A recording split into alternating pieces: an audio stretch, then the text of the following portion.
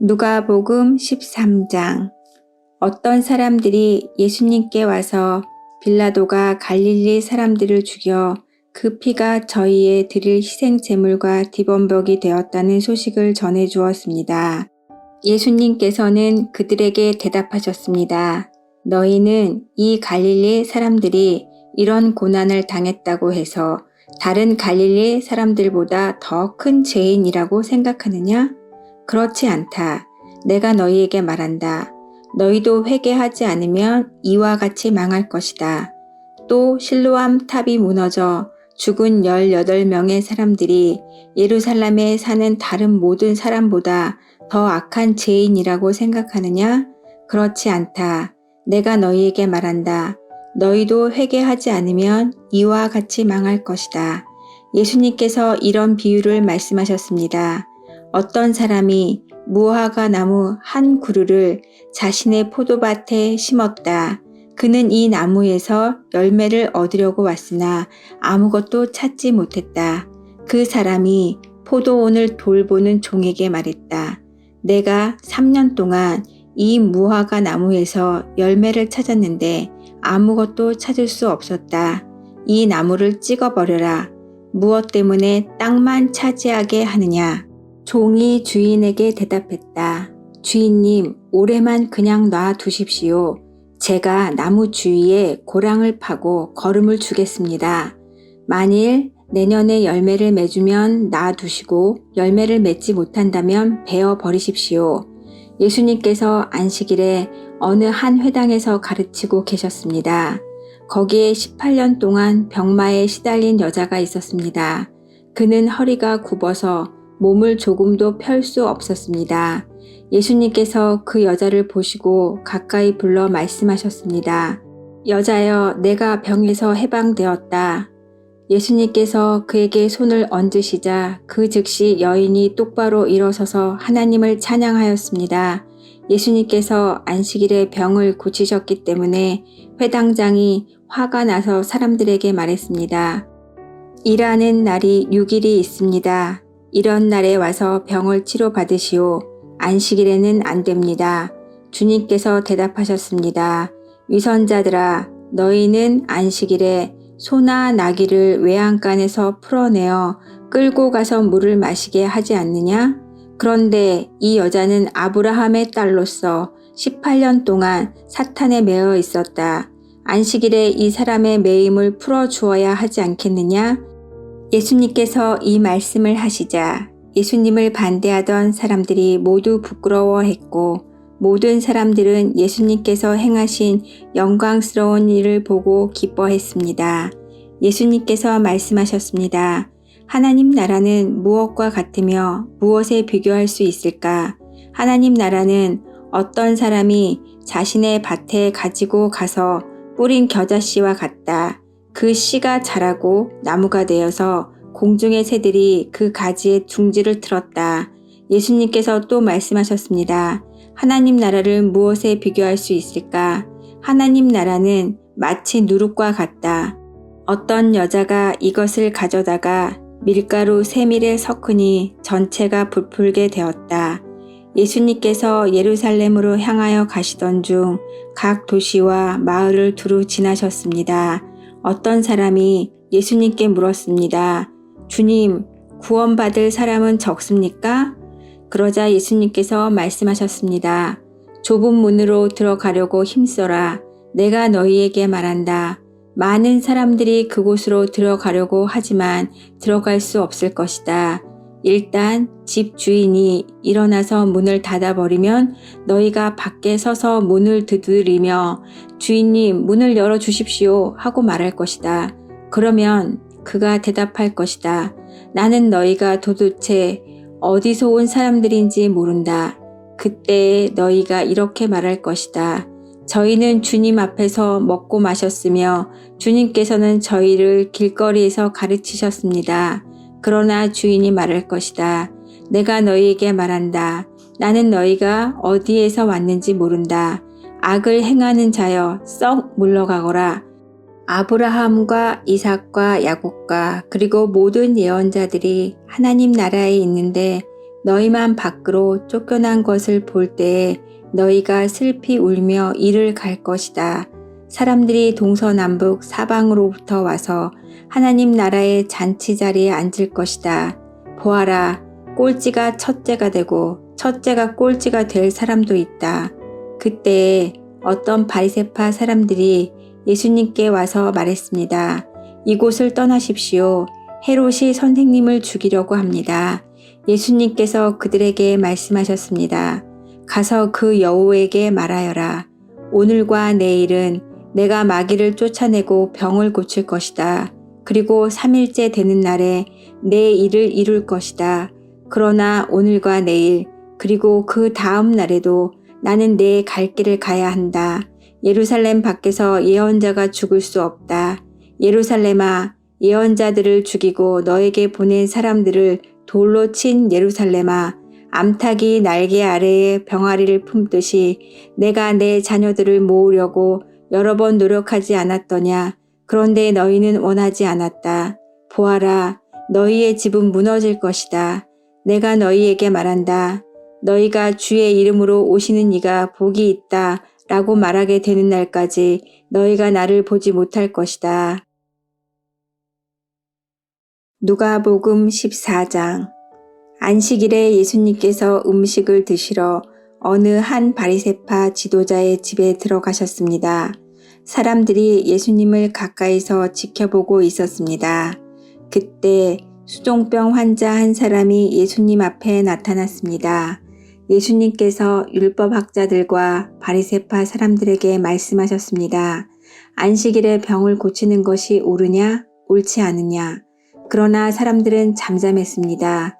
예수님께서 병자를 붙잡고 그를 고쳐주셨습니다. 그리고 그를 보냈습니다.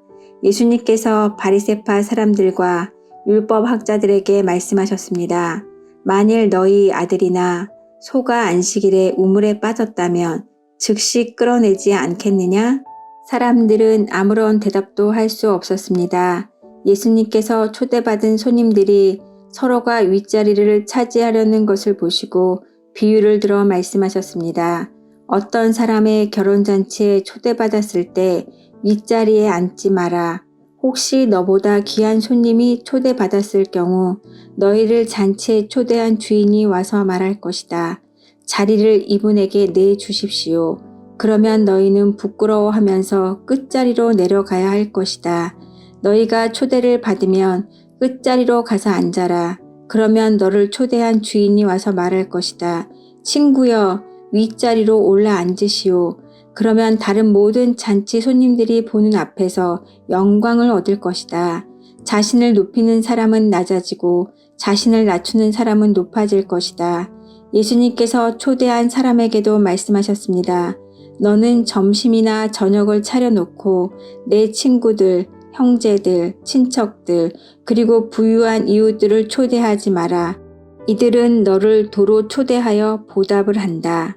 오히려 잔치를 베풀 때는 가난한 사람들, 걷지 못하는 사람들과 다리를 저는 사람들과 보지 못하는 사람들을 초대하여라. 그러면 너희에게 복이 있을 것이다. 그들은 내게 되갚을 것이 없다. 너는 의인들이 부활할 때에 보상을 받을 것이다. 예수님과 같이 식사를 하던 사람 중에 한 사람이 이 말씀을 듣고서 예수님께 말했습니다.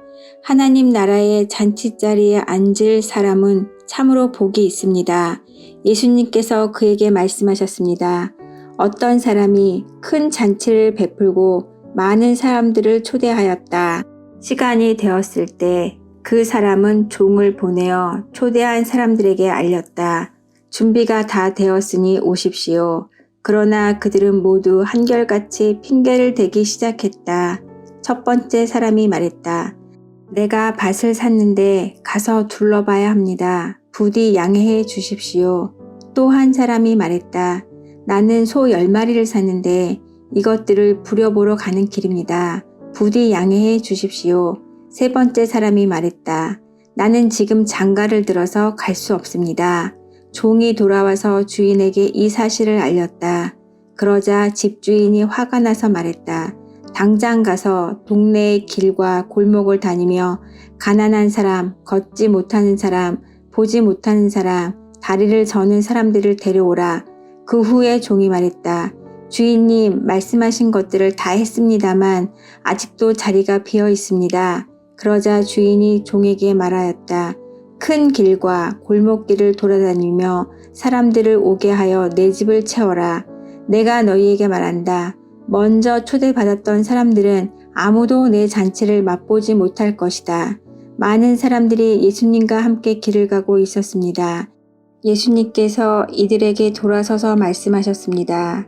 누구든지 내게로 오면서 자신의 아버지, 어머니, 아내, 자녀, 형제 혹은 자매를 미워하지 않으면, 그리고 더 나아가 자신의 목숨까지도 미워하지 않으면 내 제자가 될 수 없다.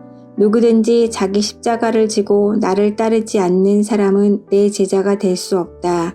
너희 가운데 한 사람이 탑을 세우려고 하는데 우선 앉아서 이 일을 완성하는데 얼마의 비용이 들지 따져볼 것이 아니냐. 만일 기초 공사만 하고 완성할 수 없게 되면 보던 사람들이 모두 너를 비웃기 시작할 것이다. 그리고 이 사람이 공사를 시작만 하고 끝내지는 못했다 라고 말할 것이다. 만일 어떤 임금이 다른 왕과 전쟁을 하러 나갈 때 우선 앉아서 10,000명 군사로 20,000명의 군사를 이끌고 오는 자를 이길 수 있을지 헤아려 보지 않겠느냐. 이길 수 없다면 아직 적군이 멀리 있을 때에 특사를 보내어 평화조약을 제의할 것이다. 이와 같이 너희 가운데 누구든지 가지고 있는 모든 것을 버리지 않으면 내 제자가 될 수 없다. 소금은 좋은 것이지만 만일 그 맛을 잃어버리면 무엇으로 다시 짠맛을 내겠느냐. 그것은 땅에도 거름에도 아무 쓸모 없어 밖에 던져질 것이다. 들을 귀 있는 사람은 들어라. 누가복음 15장. 많은 세리들과 죄인들이 말씀을 들으려고 예수님께 가까이 나왔습니다. 바리새파 사람들과 율법학자들이 수군거리기 시작했습니다. 이 사람들이 죄인들을 받아들이고 함께 먹기까지 한다. 그러자 예수님께서 그들에게 이 비유를 말씀하셨습니다. 너희 중에 어느 사람이 양 100마리가 있는데 그 가운데 한 마리를 잃었다고 하자. 그러면 그는 99마리의 양을 들판에 남겨두고 잃은 양을 찾을 때까지 찾아다닐 것이 아니냐. 그리고 양을 찾으면 양을 어깨에 메고 기뻐할 것이다. 집으로 돌아오는 길에 친구들과 이웃을 불러 말할 것이다. 함께 기뻐하자. 잃었던 양을 찾았다. 내가 너희에게 말한다. 하늘에서는 회개할 필요 없는 99명의 의인보다 회개하는 죄인 1명을 두고 더 기뻐할 것이다. 어떤 여자가 10개의 드라크마를 가지고 있다가 하나를 잃어버렸다고 하자. 그러면 등불을 켜고 온 집안을 쓸며 찾을 때까지 자세히 뒤지지 않겠느냐. 그러다 찾으면 친구들과 이웃들을 불러 말할 것이다.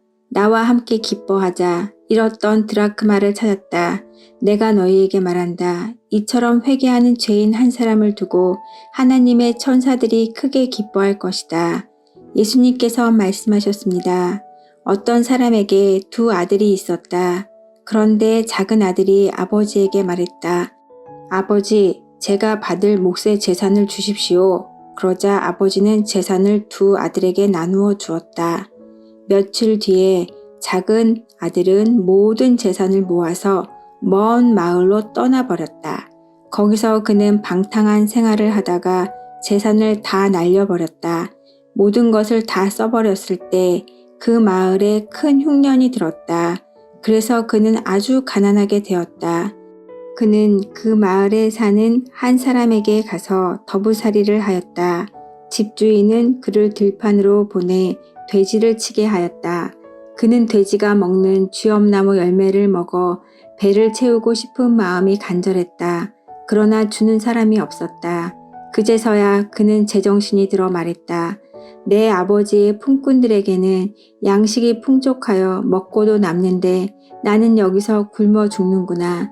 일어나 아버지께 돌아가 말해야겠다. 아버지, 저는 하나님과 아버지 앞에 죄를 지었습니다. 저는 더 이상 아버지의 아들이라고 불릴 자격이 없습니다. 저를 아버지의 품꾼 가운데 하나로 여기십시오. 그 아들은 일어나 아버지에게로 갔다. 그 아들이 아직 먼 거리에 있는데 아버지가 그를 보고 불쌍히 여겨 달려가 아들을 끌어안고 입을 맞추었다. 아들이 아버지에게 말하였다. 아버지, 저는 하나님과 아버지 앞에 죄를 지었습니다. 저는 아버지의 아들이라고 불릴 자격이 없습니다. 그러나 아버지는 종들에게 말했다. 서둘러 가장 좋은 옷을 가져와서 아들에게 입혀라. 또 손가락에 반지를 끼워주고 발에 신발을 신겨라. 그리고 살찐 송아지를 끌고 와서 잡아라. 우리가 함께 먹고 즐기자. 내 아들이 죽었다가 다시 살아났고 잃어버렸다가 다시 찾았다. 그래서 그들은 함께 즐기기 시작하였다. 그때 큰 아들은 밭에 있었다. 그가 돌아와 집 가까이 다가왔을 때 음악 소리와 춤추는 소리를 들었다. 그는 종 하나를 불러 무슨 일인지를 물어보았다. 종이 아우님이 돌아오셨습니다. 무사히 건강하게 아우님이 돌아왔기 때문에 주인 어른께서 살찐 송아지를 잡았습니다. 하고 대답했다. 큰 아들은 화가 나서 집에 들어가려고 하지 않았다.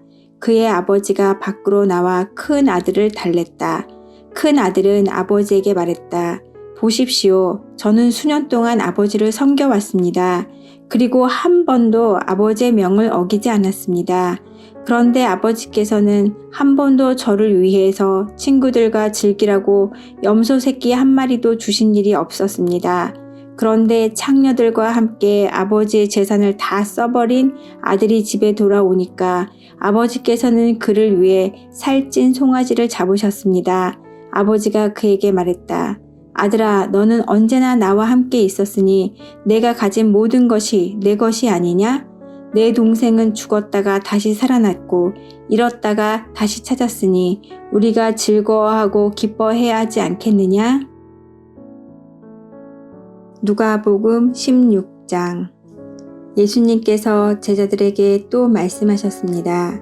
어떤 부자에게 재산을 관리하는 일꾼이 있었는데 이 일꾼이 재산을 낭비한다는 소문이 들렸다. 그래서 그를 불러다가 말했다. 내가 자네에 관해 들은 소문이 어찌된 일인가? 더 이상 자네를 일꾼으로 쓸 수 없으니 자네의 일을 정리해 주게. 그러자 그 일꾼은 속으로 생각했다. 주인이 내 일을 빼앗으니 어떻게 해야 하나? 땅을 파자니 힘이 없고 국어를 하자니 창피한 노릇이구나. 내가 할 일을 알았다. 내가 이 자리에서 물러날 때 사람들이 나를 집으로 맞이하게 만들어야겠다. 그 일꾼은 주인에게 빚진 사람들을 하나씩 불렀다. 첫째 사람에게 물었다. 주인에게 빚진 것이 얼마요? 그가 올리브 기름 100마리요 라고 대답하자 그 일꾼이 말했다. 당신의 문서가 여기 있으니 어서 앉아서 50마리라고 적으시오. 또 다른 사람에게 그가 진 빚이 얼마냐고 물었다. 밀 100섬이요 라고 대답하자 그 일꾼이 말했다. 당신의 문서가 여기 있으니 80섬이라고 적으시오. 주인이 그 불의한 일꾼이 슬기롭게 행동하는 것을 보고 그를 칭찬하였다. 이 시대의 아들들이 자기 일을 처리하는 데 있어서는 빛의 자녀들보다 더 슬기롭다. 내가 너희에게 말한다. 불의한 재물로 친구를 사귀어라. 그러면 그 재물이 없어질 때 그들이 너희를 영원한 곳으로 맞아들일 것이다. 아주 작은 일에 충실한 사람은 많은 것에도 충실하다. 아주 작은 일에 충실하지 못한 사람은 많은 것에도 충실하지 못하다. 그러므로 너희가 불의한 재물에도 충실하지 못하면 누가 참된 것을 너희에게 맡기겠느냐? 너희가 다른 사람의 것에 충실하지 못하면 누가 너희 몫을 너희에게 주겠느냐? 그 어떤 종도 두 주인을 섬길 수 없다. 한 편을 미워하고 다른 편을 사랑하든지 아니면 한 편에게는 충성을 하고 다른 편은 무시하든지 할 것이다.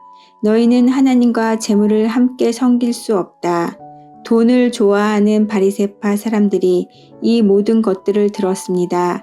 그리고 예수님을 비웃었습니다. 예수님께서 이들에게 말씀하셨습니다. 너희는 사람들 앞에서 스스로를 의롭다고 한다. 그러나 하나님께서 너희의 마음을 아신다. 사람에게 존경을 받는 것이 하나님께는 미움을 받는 것이다.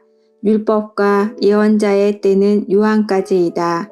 그러나 요한 이후부터는 하나님 나라의 복음이 전파된다.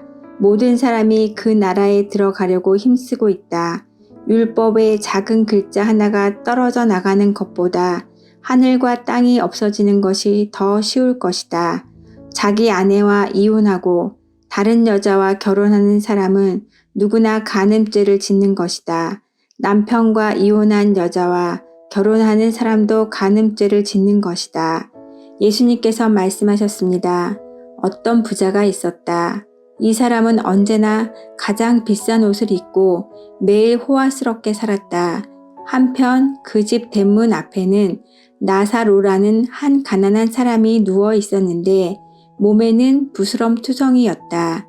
그가 부자의 식탁에서 떨어지는 부스러기로 줄인 배를 채우기를 원했다. 심지어 개들이 와서 그의 부스럼을 핥았다. 어느 날 그 거지가 죽어 천사들에게 이끌려 아브라함의 팔에 안겼다. 부자도 죽어 땅에 묻혔다. 부자는 지옥에서 고통 가운데 있다가 눈을 들어 보았다. 멀리 아브라함이 보이고 나사로가 그의 품에 안겨 있는 것을 보았다. 그가 소리쳐 말했다. 아버지 아브라함이여, 제게 자비를 베풀어 주십시오.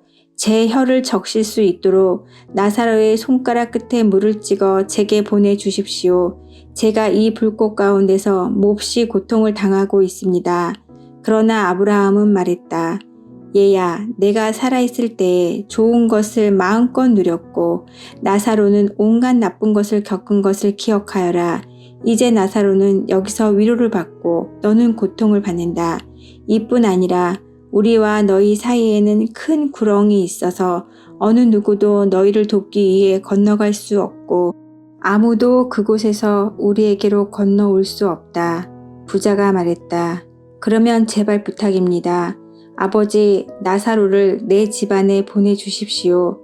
제게 형제가 5명이 있는데 나사로가 가서 증언하여서 그들이 이 고통받는 곳에 오지 않게 해 주십시오. 아브라함이 대답했다. 그들에게는 모세와 예언자들이 있다. 그들은 그 소리를 들어야 한다. 부자가 말했다. 그렇지 않습니다. 아버지 아브라함이여, 누군가 죽었다가 살아나 그들에게로 가면 그들이 회개할 것입니다. 아브라함이 그에게 대답했다. 만일 그들이 모세와 예언자들의 말을 듣지 않는다면 죽은 사람이 다시 일어나도 그들은 믿지 않을 것이다.